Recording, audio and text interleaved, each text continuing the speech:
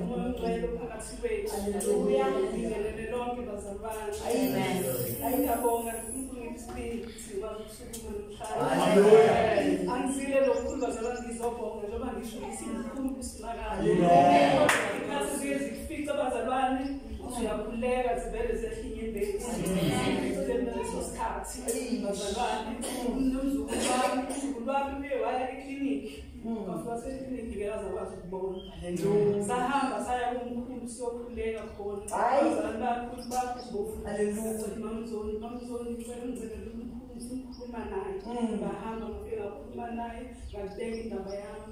Wathi ubaba uma ngabe kuyisitha leso sizohamba. Uyabona uzulu wami bazalwane.